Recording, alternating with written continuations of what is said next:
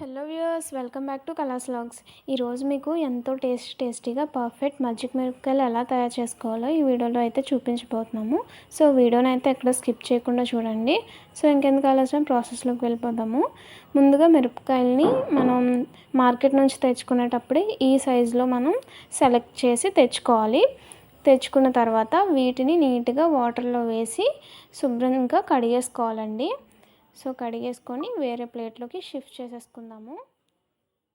ఎవరైనా ఈ వీడియోని కొత్తగా చూస్తున్నట్లయితే మా ఛానల్ని సబ్స్క్రైబ్ చేసుకోవడం మర్చిపోకండి. అలాగే పక్కనే ఉన్న గంట సింబల్ని కూడా యాక్టివేట్ చేసుకోవడం మర్చిపోకండి. సో ఇప్పుడు మనం వేరే ప్లేట్లోకి షిఫ్ట్ చేసేసుకున్నాం కదా.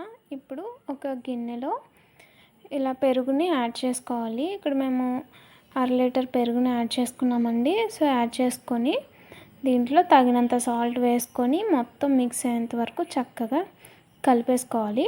కలిపేసుకున్న తర్వాత ఇప్పుడు మనం ముందుగా కడిగి శుభ్రం చేసుకున్నాం కదా మిరపకాయల్ని, వీటికి ఇలా చాక్తో ఘాట్లు పెట్టుకోవాలండి. కొంచెం పెద్దగానే పెట్టుకోవాలి.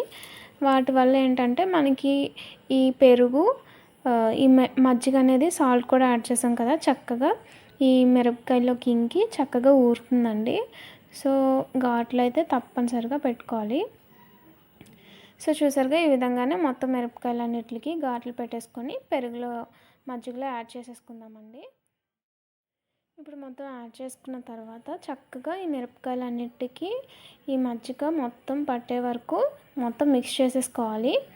మిక్స్ చేసుకుంటే చక్కగా ఈ మజ్జిగ అనేది మనకి ఈ మిరపకాయలో ఇంకి చక్కగా ఊరుతుంది. సో ఓవర్ నైట్ మొత్తం ఊరనివ్వాలండి. అలాగే పక్కన పెట్టేసుకోవాలి, మూత పెట్టేసుకొని.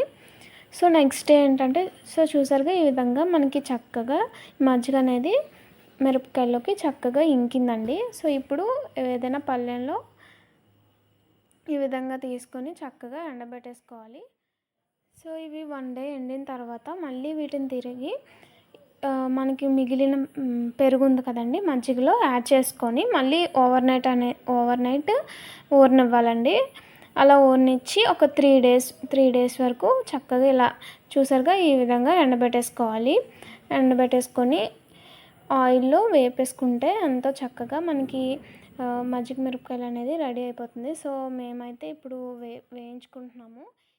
ఇప్పుడు స్టవ్ ఆన్ చేసుకొని ఆయిల్ పెట్టుకోవాలండి. ఆయిల్ బాగా హీట్ అయిన తర్వాత ఈ మజ్జిగ మిరపకాయలని యాడ్ చేసుకొని చక్కగా ఫ్రై చేసుకోవాలి. సో చూసారుగా చక్కగా ఎంతో టేస్టీగా మజ్జిగ మిరపకాయలు అయితే రెడీ అయిపోయాయి కదండి. సో ఇవి ఒకసారి రెడీ చేసుకొని ఇంట్లో స్టోర్ చేసుకున్నట్లయితే ఏదైనా సాంబార్లోకి కానీ, లేదంటే రసంలోకి కానీ, లేదంటే పెరుగన్నంలోకి కానీ తినడానికి చాలా టేస్టీగా ఉంటాయండి. సో తప్పకుండా వీడియోని అయితే ట్రై చేయండి, ఈ రెసిపీని ట్రై చేయండి. ఎలా వచ్చిందో మా కామెంట్ సెక్షన్లో తెలియజేయండి. అలాగే వీడియో నచ్చినట్లయితే లైక్ చేయండి, షేర్ చేయండి. అలాగే కొత్తగా చూస్తున్నట్లయితే మా ఛానల్ని సబ్స్క్రైబ్ చేసుకోవడం మర్చిపోకండి. Thank you friends, thank you for watching.